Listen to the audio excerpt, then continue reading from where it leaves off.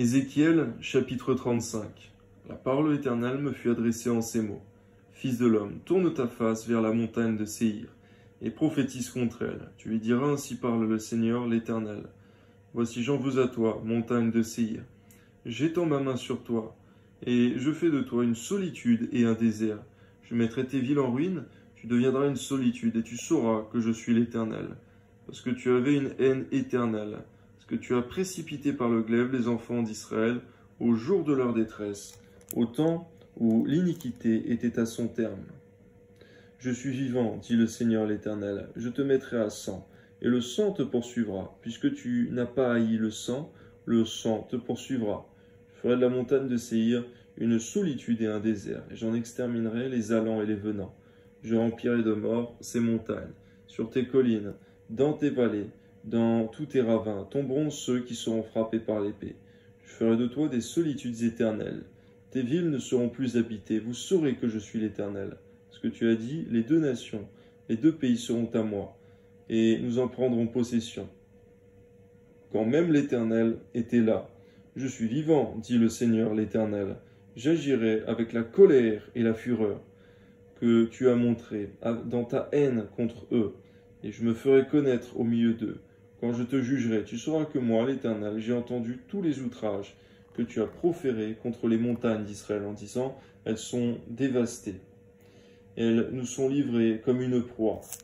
Vous vous êtes élevés contre moi par vos discours. Vous avez multiplié vos paroles contre moi. J'ai entendu. Ainsi parle le Seigneur l'Éternel. Lorsque tout le pays sera dans la joie, je ferai de toi une solitude. À cause de la joie que tu as éprouvée, parce que l'héritage de la maison d'Israël était dévasté, je te traiterai de la même manière. Tu deviendras une solitude, montagne de Séhir, toi et Édom tout entier, et ils sauront que je suis l'Éternel. C'est vrai, tous ceux qui se moquent de ton peuple, même lorsqu'il est dans la décadence, Seigneur mon Dieu, dans des moments difficiles, eh bien tu juges tous ces moqueurs. On ne se moque pas impunément, Seigneur mon Dieu, de ton nom, ni même de ton peuple. Que ton nom soit béni, Seigneur. Amen.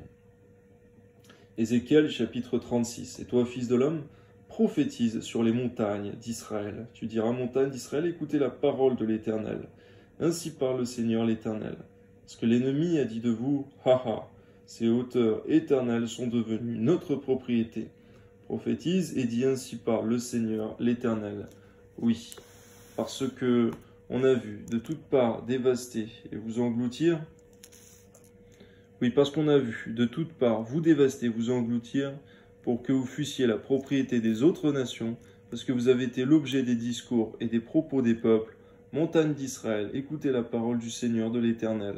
Ainsi parle le Seigneur l'Éternel, aux montagnes et aux collines, aux ruisseaux et aux vallées, aux ruines désertes et aux villes abandonnées, qui ont servi de proie et de risée aux autres nations d'alentour.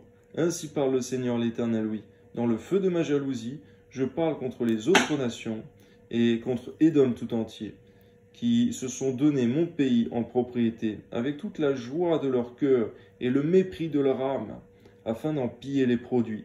C'est pourquoi prophétise sur le pays d'Israël, dis aux montagnes et aux collines, aux ruisseaux et aux vallées, ainsi parle le Seigneur l'Éternel. Voici, je parle dans ma jalousie et dans ma fureur, parce que vous portez l'ignominie des nations. C'est pourquoi ainsi parle le Seigneur l'Éternel. Je lève ma main. Ce sont les nations qui vous entourent, qui porteront elles-mêmes leur ignominie. Et vous, montagnes d'Israël, vous pousserez vos rameaux, et vous porterez vos fruits pour mon peuple d'Israël. Car ces choses sont près d'arriver. Voici, je vous serai favorable. Je me tournerai vers vous, et vous serez cultivés et ensemencés. Je mettrai sur vous des hommes en grand nombre. La maison d'Israël tout entière. Les villes seront habitées, et l'on rebâtira sur les ruines. Je multiplierai sur vous les hommes et les animaux. Ils multiplieront et seront féconds.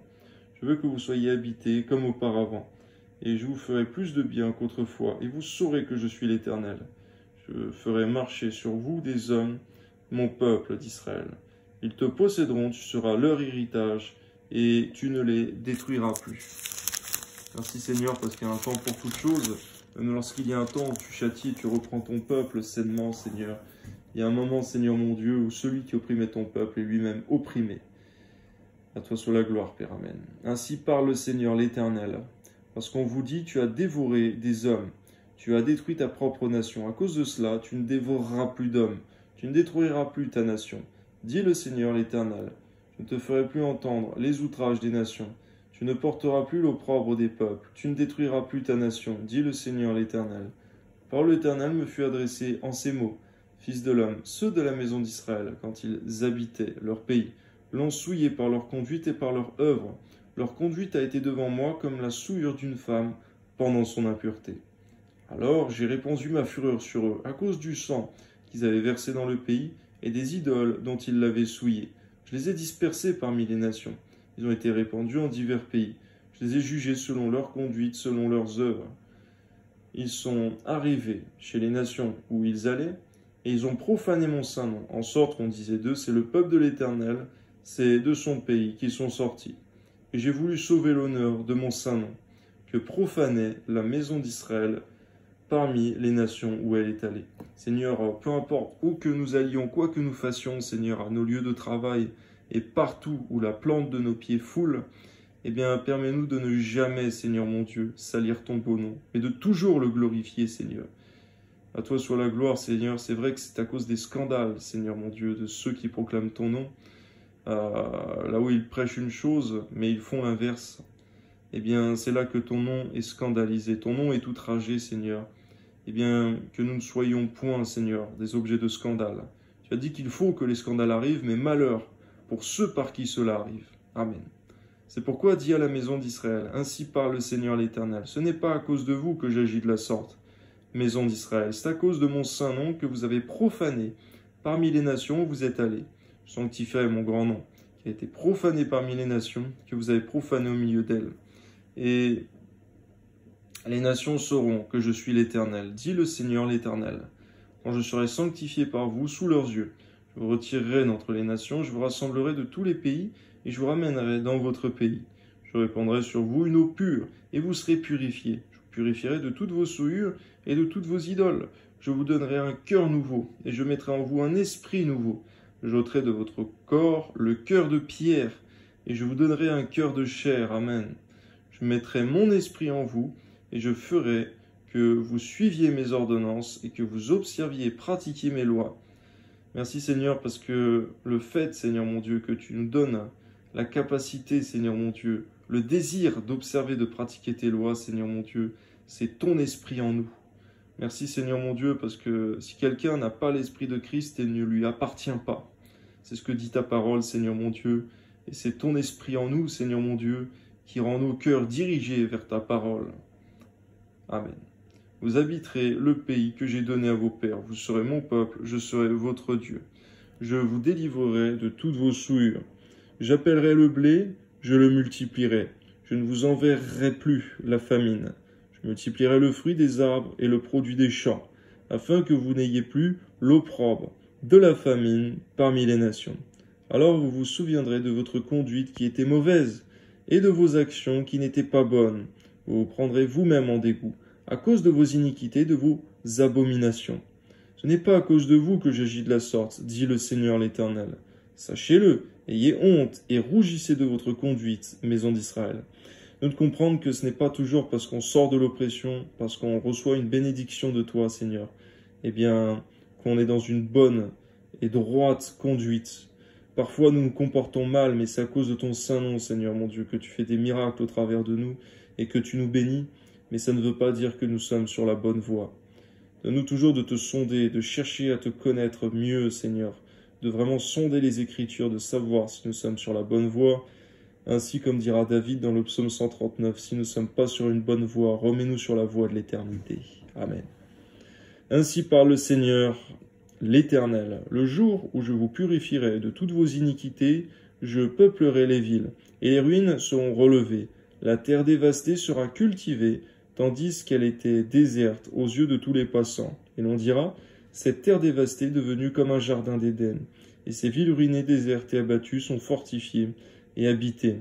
Et les nations qui resteront autour de vous sauront que moi, l'Éternel, j'ai rebâti ce qui était abattu, et j'ai planté ce qui était dévasté. Moi, l'Éternel, j'ai parlé, et j'agirai. Merci Seigneur, parce que tu es un Dieu qui parle, mais qui agit ensuite, selon ce que tu as dit, qui Qu'il en soit ainsi pour nous aussi lorsque nous parlons, que ce ne soit pas juste pour parler ou lorsque nous faisons un vœu, mais que nous puissions agir en conséquent. Lorsque nous nous repentons en parole et de tout notre cœur, que ça puisse suivre aussi en action. En toute chose, Seigneur mon Dieu, lorsque nous aimons, Seigneur mon Dieu, que ce soit pas seulement de cœur, mais aussi, Seigneur, en action. Amen.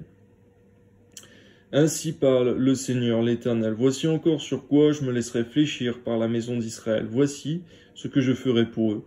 Je multiplierai les hommes comme un troupeau. Les villes en ruine seront remplies de troupeaux d'hommes, pareils aux troupeaux consacrés, aux troupeaux qu'on amène à Jérusalem pendant ces fêtes solennelles, et ils sauront que je suis l'Éternel. Amen. Ézéchiel, chapitre 37. La main de l'Éternel fut sur moi, et l'Éternel me transporta en esprit, et me déposa dans le milieu d'une vallée remplie d'ossements. Il me fit passer auprès d'eux tout autour, et voici, ils étaient fort nombreux à la surface de la vallée. Ils étaient complètement secs. Il me dit, Fils de l'homme, ces os pourront-ils revivre? Je répondis, Seigneur éternel, tu le sais. Il me dit, prophétise sur ces os et dis-leur, ossements desséchés, écoutez la parole de l'Éternel. Ainsi parle le Seigneur l'Éternel à ces os. Voici, je vais faire entrer en vous un esprit, et vous vivrez. Je vous donnerai des nerfs, je ferai croître sur vous de la chair, je vous couvrirai de peau, je mettrai en vous un esprit, et vous vivrez. Et vous saurez que je suis l'Éternel. Je prophétisais selon l'ordre que j'avais reçu. Et comme je prophétisais, il y eut un bruit. Et voici, se fit un mouvement, et les os s'approchèrent les uns des autres. Je regardai, et voici, il leur vint des nerfs, la chair crue, et la peau les couvrit par-dessus. Mais il n'y avait point en eux d'esprit. Il me dit, prophétise, et parle à l'esprit, prophétise, fils de l'homme, et dis à l'esprit, ainsi parle le Seigneur, l'Éternel. Esprit, viens des quatre vents, souffle sur ces morts, et qu'ils revivent. Je prophétisais selon l'ordre qu'il m'avait donné. Et l'esprit entra en eux, et ils reprirent vie, et ils se tinrent sur leurs pieds. C'était une armée nombreuse, très nombreuse. Alléluia, merci Seigneur, parce que lorsqu'on agit selon ta parole, Seigneur, il se fait des miracles indescriptibles comme cela, Seigneur. Tu es tout-puissant. Alléluia, amen. Il me dit, Fils de l'homme, ces os, c'est toute la maison d'Israël. Voici, ils disent, nos os sont desséchés. Notre espérance est détruite. Nous sommes perdus. Prophétise donc et dis-leur, ainsi parle le Seigneur l'Éternel. Voici. Au passage, c'est vrai, Seigneur mon Dieu, que parfois, Seigneur, on a l'impression que pour nous, il n'y aura pas de lendemain. Qu'aujourd'hui est notre dernier jour, tellement parfois nous sommes faibles, fatigués, malades, dans la détresse. Nous ne voyons pas de solution. Il y a le désespoir qui rôde dans nos pensées, dans nos cœurs autour de nous. Mais tu veux que nous repassions dans nos cœurs toutes tes bontés, tous tes bienfaits, que nous ayons foi en ta parole, que l'espérance rejaillisse dans nos cœurs, car véritablement c'est l'espérance que tu fais jaillir, Seigneur, à travers ce chapitre. Que ton nom soit béni, Seigneur mon Dieu, parce que c'est toi qui renouvelles tes bontés chaque matin, en nous, dans nos vies. Amen. Ainsi parle le Seigneur l'Éternel, voici, j'ouvrirai vos sépulcres, je vous ferai sortir de vos sépulcres, ô mon peuple, et je vous ramènerai dans le pays d'Israël, et vous saurez que je suis l'Éternel, lorsque j'ouvrirai vos sépulcres, et que je vous ferai sortir de vos sépulcres, ô mon peuple. Je mettrai mon esprit en vous, et vous vivrez. Je vous rétablirai dans votre pays, et vous saurez que moi, l'Éternel, j'ai parlé et agi, dit l'Éternel. Merci Seigneur, parce que lorsque nous sommes morts physiquement, lorsque nous sommes morts émotionnellement ou même spirituellement, Seigneur, tu es celui qui fait rejaillir la vie contre toute attente, Seigneur mon Dieu. Lorsque rien ne semble plus possible, Seigneur, eh bien c'est toi qui agis. Tu es souverain, à toi soit toute la gloire. Et même tous les morts, Seigneur, qui sont morts physiquement, un jour ressusciteront pour le jugement. Tu les ramèneras à la vie, les uns pour la vie éternelle, les autres pour la honte, l'opprobre, selon ta parole. Amen. La parole éternelle me fut adressée en ces mots. Et toi, fils de l'homme, prends une pièce de bois et écris dessus pour Juda, pour les enfants d'Israël qui lui sont associés. Prends une autre pièce de bois et écris dessus pour Joseph, bois d'Éphraïm, et de toute la maison d'Israël qui lui est associée. Rapproche-les l'une de l'autre pour en former une seule pièce, en sorte qu'elles soient unies dans ta main. Et lorsque les enfants de ton peuple te diront, ne nous expliqueras-tu pas ce que cela signifie? Réponds-leur. Ainsi parle le Seigneur l'Éternel, voici, je prendrai le bois de Joseph qui est dans la main d'Éphraïm, et les tribus d'Israël qui sont associées. Je les joindrai au bois de Juda et j'en formerai un seul bois, en sorte qu'il ne soit qu'un dans ma main. Les bois sur lesquels tu écriras seront dans ta main, sous leurs yeux. Tu leur diras, ainsi parle le Seigneur l'Éternel, voici. Je prendrai les enfants d'Israël du milieu des nations où ils sont allés. Je les rassemblerai de toutes parts, je les ramènerai dans leur pays. Je ferai d'eux une seule nation dans le pays, dans les montagnes d'Israël. Ils auront tous un même roi. Ils ne formeront plus deux nations. Ils ne seront plus divisés en deux royaumes. Ils ne se souilleront plus par leurs idoles, par leurs abominations et par toutes leurs transgressions. Je les retirerai de tous les lieux où ils ont habité et où ils ont péché. Je les purifierai. Ils seront mon peuple et je serai leur Dieu. Mon serviteur David sera leur roi et ils auront tous un seul pasteur. C'est vrai, Seigneur mon Dieu, qu'à cette époque, le roi David était mort depuis bien des années, mais on parle cependant d'un des descendants de la postérité de David, et on fait mention, c'est vrai, Seigneur mon Dieu, de ton serviteur, de ton Fils bien-aimé, de ton oint, on parle de Jésus-Christ. Amen. Ils suivront mes ordonnances, ils s'observeront mes lois et mettront en pratique. Ils habiteront le pays que j'ai donné à mon serviteur Jacob et qu'ont habité. Ils suivront mes ordonnances, ils observeront mes lois et mettront en pratique. Ils habiteront le pays que j'ai donné à mon serviteur Jacob et qu'ont habité vos pères. Ils y habiteront eux, leurs enfants, et les enfants de leurs enfants à perpétuité. Mon serviteur David sera leur prince. Que ton nom soit béni, Seigneur mon Dieu, parce que tu es souverain. Tu fais toutes choses parfaites et nouvelles, Seigneur mon Dieu. Ceux qui ne croient pas en ta parole, Seigneur mon Dieu, tu le confirmes, Seigneur mon Dieu, à de nombreuses reprises dans l'Ancienne Alliance, dans l'Ancien Testament. Que ton nom soit béni, Seigneur, dans le beau nom de ton Fils Jésus. Amen.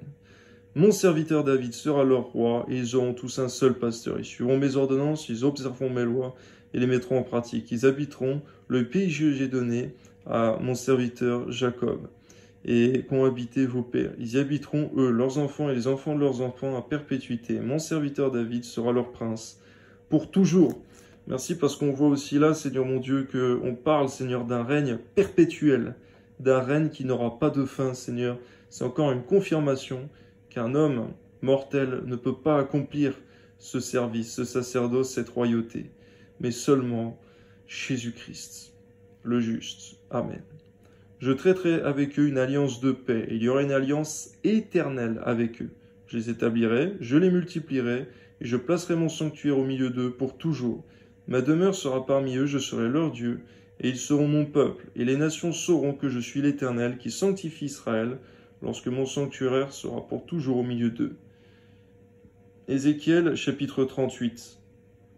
Au passage, je te prie, Seigneur, pour toutes les personnes qui peuvent lire ta parole, Seigneur, en particulier l'Ancien Testament ou la Torah, mais qui n'ont encore jamais vu Jésus-Christ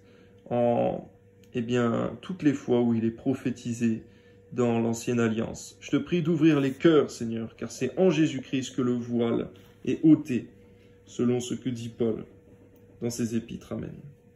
Ézéchiel, chapitre 38. La parole de l'Éternel me fut adressée en ces mots. Fils de l'homme, tourne ta face vers Gog, au pays de Magog, vers le prince de Roche, de Méchec et de Tubal, et prophétise contre lui, et tu diras ainsi parle le Seigneur l'Éternel. Voici, j'en veux à toi, Gog, prince de Roche, de Méchec et de Tubal. Je t'entraînerai, et je mettrai une boucle à tes mâchoires. Je te ferai sortir, toi et toute ton armée, chevaux et cavaliers, tous vêtus magnifiquement. Troupes nombreuses, portant le grand et le petit bouclier, tous maniant l'épée, et avec ceux de Perse, d'Éthiopie et de Pout, tous portant le bouclier, le casque, Gomer et toutes ses troupes, la maison de Togarma, à l'extrémité du septentrion et toutes ses troupes, peuples nombreux qui sont avec toi. Prépare-toi, tiens-toi prêt, toi et toute ta multitude assemblée autour de toi, sois leur chef. Après bien des jours, tu seras à leur tête. Dans la suite des années, tu marcheras contre le pays, dont les habitants, échappés à l'épée, auront été rassemblés d'entre plusieurs peuples, sur les montagnes d'Israël longtemps désertes, retirés du milieu des peuples. Ils seront tous en sécurité dans leur demeure. Tu monteras, tu t'avanceras comme une tempête, tu seras comme une nuée qui va couvrir le pays. Toi et toutes tes troupes, et les nombreux peuples avec toi. Ainsi parle le Seigneur l'Éternel. En ce jour-là, des pensées s'élèveront dans ton cœur, et tu formeras de mauvais desseins. Tu diras, je monterai contre un pays ouvert, Je fondrai sur des hommes tranquilles, en sécurité dans leur demeure, tous dans des habitations sans murailles, et n'ayant ni verrou ni porte. J'irai faire du butin et me livrer au pillage, porter les mains sur des ruines maintenant habitées, sur un peuple recueilli du milieu des nations, ayant des troupeaux et des propriétés, et occupant les lieux élevés du pays, Séba et Dedan, les marchands de Tarsis, et tous leurs lionceaux te diront, viens-tu pour faire du butin? C'est pour piller que tu as rassemblé ta multitude, pour emporter de l'argent et de l'or, pour prendre des troupeaux et des biens, pour faire un grand butin? C'est pourquoi prophétise, fils de l'homme, et dis à Gog, ainsi parle le Seigneur l'Éternel, oui. Le jour où mon peuple d'Israël vivra en sécurité, tu le sauras. Alors tu partiras de ton pays, des extrémités du septentrion, toi et de nombreux peuples avec toi, tous montés sur des chevaux, une grande multitude, une armée puissante. Tu t'avanceras contre mon peuple d'Israël, comme une nuée qui va couvrir le pays. Dans la suite des jours, je te ferai marcher contre mon pays, afin que les nations me connaissent, quand je serai sanctifié par toi sous leurs yeux, ô Gog. Ainsi parle le Seigneur, l'Éternel. Est-ce toi, de qui j'ai parlé jadis, par mes serviteurs les prophètes d'Israël, qui ont prophétisé alors pendant des années, que je t'amènerai contre eux? En ce jour-là, le jour où Gog marchera contre la terre d'Israël, dit le Seigneur l'Éternel, la fureur me montera dans les narines. Je le déclare, dans ma jalousie et dans le feu de ma colère. En ce jour-là, il y aura un grand tumulte dans le pays d'Israël. Les poissons de la mer et les oiseaux du ciel trembleront devant moi, et les bêtes des champs et tous les reptiles qui rampent sur la terre, et tous les hommes qui sont à la surface de la terre. Les montagnes seront renversées, les parois des rochers s'écrouleront, toutes les murailles tomberont par terre. J'appellerai l'épée contre lui sur toutes mes montagnes, dit le Seigneur l'Éternel. L'épée de chacun se tournera contre son frère, j'exercerai mes jugements contre lui par la peste et par le sang, par une pluie violente et par des pierres de grêle. Je ferai pleuvoir le feu et le soufre sur lui et sur ses troupes, et sur les peuples nombreux qui seront avec lui. Je manifesterai ma grandeur et ma sainteté. Je me ferai connaître aux yeux de la multitude des nations, elles sauront que je suis l'Éternel. On voit effectivement que Gog et également Magog sont prophétisés également dans le livre de l'Apocalypse, Seigneur, et qu'on voit qu'après le millénium, elles se rassembleront, ces nations, de façon innombrable, feront la guerre à ton oint, mais elles périront, Seigneur mon Dieu, sans beaucoup de difficultés, Seigneur, car tu es souverain et tu es tout-puissant, Seigneur. Et nul ne peut te vaincre, Seigneur. À toi soit toute la gloire. Tu as créé toute chair, Seigneur, c'est par toi qu'ils existent. Cependant, l'homme ne cesse de se rebeller, et cependant, il aura sa part de jugement, Seigneur mon Dieu. Tous ceux qui suivent les voies du diable. Amen. Ézéchiel, chapitre 39. Et toi, fils de l'homme, prophétise contre Gog. Tu diras ainsi par le Seigneur, j'en veux à toi, Gog, prince de Roche, de Méchec et de Tubal. Je t'entraînerai, je te conduirai, je te ferai monter des extrémités du septentrion, et je t'amènerai sur les montagnes d'Israël. J'abattrai ton arc de ta main gauche, et je ferai tomber tes flèches de ta main droite. Tu tomberas sur les montagnes d'Israël, toi, et toutes tes troupes, et les peuples qui seront avec toi, les oiseaux de proie et tout ce qui a des ailes. Aux bêtes des champs, je te donnerai pour pâture. Tu tomberas sur la face de la terre. Car j'ai parlé, dit le Seigneur l'Éternel, j'enverrai le feu dans Magog, et parmi ceux qui habitent en sécurité les îles, ils sauront que je suis l'Éternel. Je ferai connaître mon saint nom au milieu de mon peuple d'Israël. Je ne laisserai plus profaner mon saint nom, et les nations sauront que je suis l'Éternel, le Saint d'Israël. Voici, ces choses viennent, elles arrivent, dit le Seigneur l'Éternel. C'est le jour dont j'ai parlé. Alors les habitants des villes d'Israël sortiront, ils brûleront et livreront aux flammes les armes, les petits et les grands boucliers, les arcs et les flèches, les piques et les lances, ils en feront du feu pendant 7 ans. Ils ne prendront point de bois dans les champs, ils n'en couperont point dans les forêts, car c'est avec les armes qu'ils feront du feu. Ils dépouilleront ceux qui les ont dépouillés, pilleront ceux qui les ont pillés, dit le Seigneur l'Éternel. Ce jour-là, je donnerai à Gog un lieu qui lui servira de sépulcre en Israël, la vallée des voyageurs à l'orient de la mer. Ce sépulcre fermera le passage aux voyageurs, c'est là qu'on enterrera Gog et toute sa multitude. On appellera cette vallée la vallée de la multitude de Gog.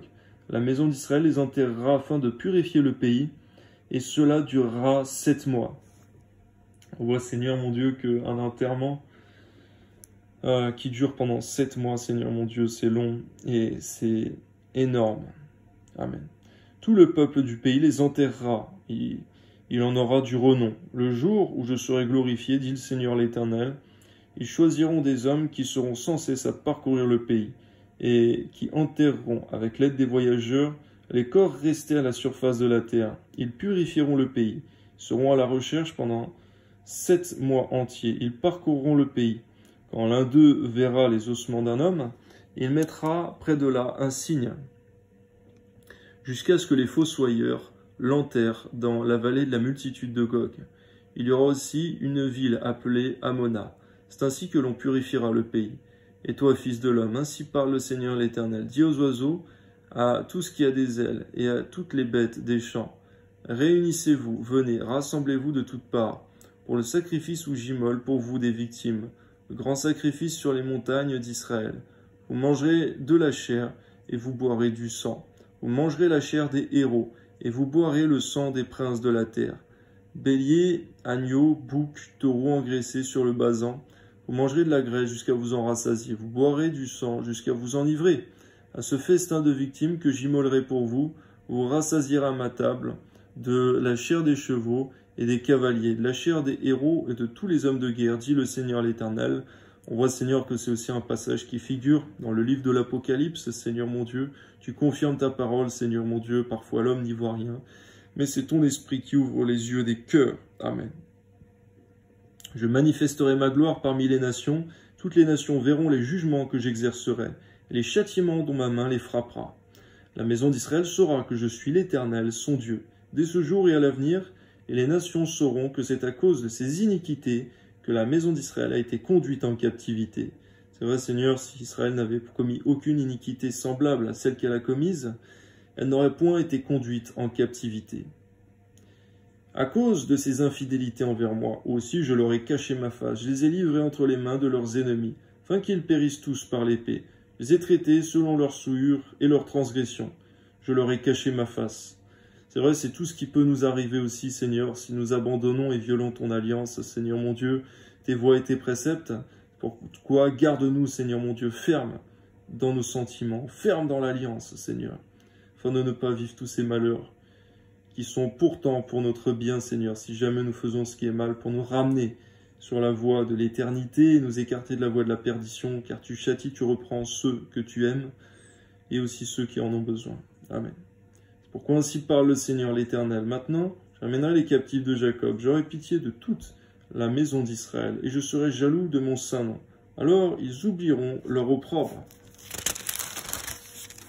et toutes les infidélités qu'ils ont commises envers moi, lorsqu'ils habitaient en sécurité leur pays et qu'il n'y avait personne pour les troubler, quand je les ramènerai d'entre les peuples, quand je les rassemblerai du pays de leurs ennemis. Je serai sanctifié par eux au milieu de beaucoup de nations, et ils sauront que je suis l'Éternel leur Dieu, qui les avait emmenés captifs parmi les nations et qui les rassemble dans leur pays.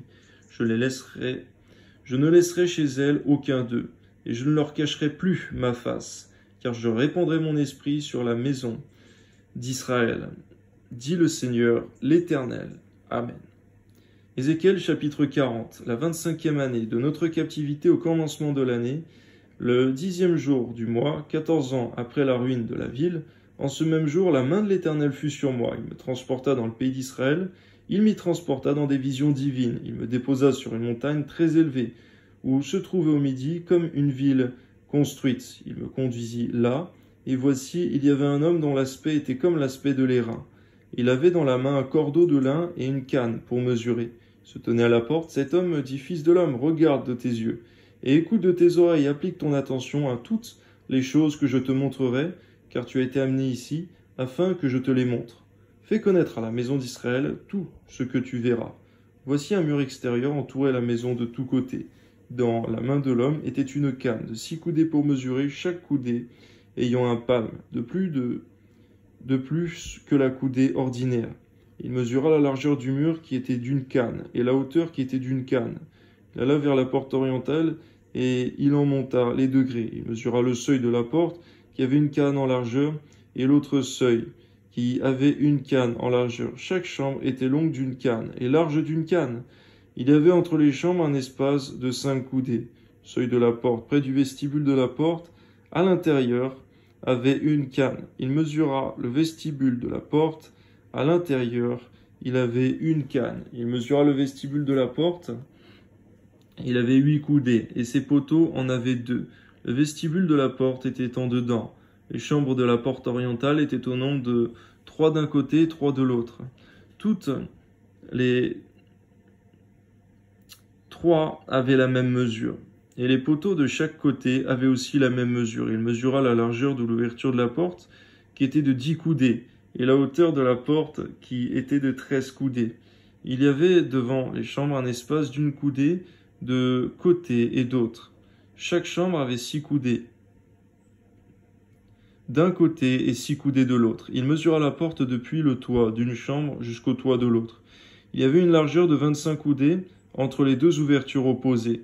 Il compta 60 coudées pour les poteaux, près desquels était une cour autour de la porte. L'espace entre la porte d'entrée et le vestibule de la porte intérieure était de 50 coudées. Il y avait des fenêtres grillées aux chambres et leurs poteaux à l'intérieur de la porte tout autour. Il y avait aussi des fenêtres dans les vestibules tout autour. Intérieurement, des palmes étaient sculptées sur les poteaux. Il me conduisit dans le parvis extérieur où se trouvaient des chambres et un pavé tout autour.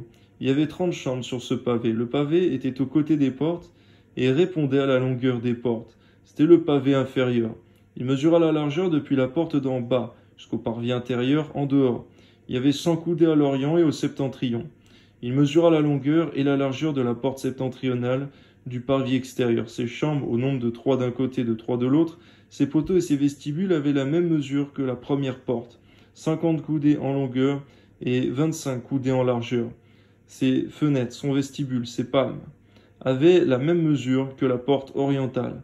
On y montait par 7 degrés, devant lesquels était son vestibule.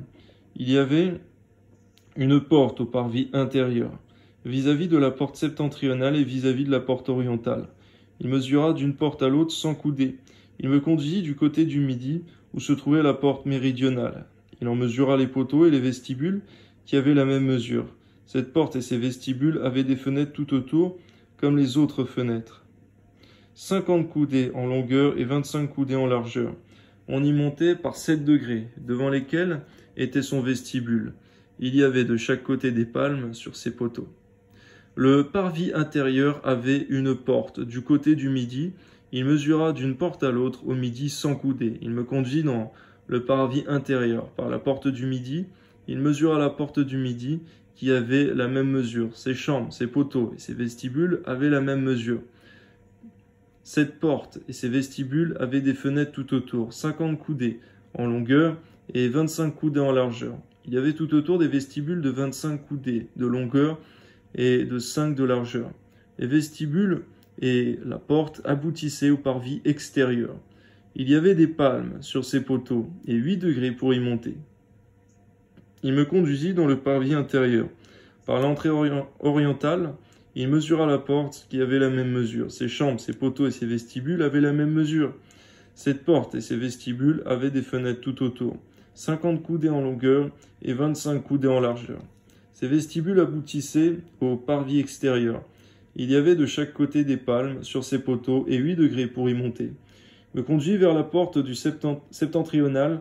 Il la mesura et trouva la même mesure ainsi qu'à ses chambres, ses poteaux et à ses vestibules. Elle avait des fenêtres tout autour, 50 coudées en longueur et 25 coudées en largeur. Ses vestibules aboutissaient au parvis extérieur. Il y avait de chaque côté des palmes sur ses poteaux et 8 degrés pour y monter. Il y avait une chambre qui s'ouvrait vers les poteaux des portes et l'on devait laver les holocaustes. Dans le vestibule de la porte se trouvaient de chaque côté 2 tables sur lesquelles on devait égorger l'holocauste pour le sacrifice d'expiation, pour le sacrifice de culpabilité.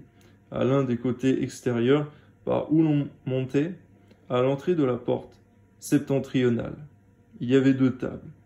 Et à l'autre côté, vers le vestibule de la porte, il y avait 2 tables. Il se trouvait ainsi, aux côtés de la porte, 4 tables d'une part et 4 tables de l'autre. En tout, 8 tables, sur lesquelles l'on devait égorger les victimes Il y avait encore pour les holocaustes 4 tables en pierre de taille, longues d'une coudée et demie, larges d'une coudée et demie, et hautes d'une coudée. On devait mettre sur ces tables les instruments avec lesquels on égorgeait les victimes pour les holocaustes et pour les autres sacrifices.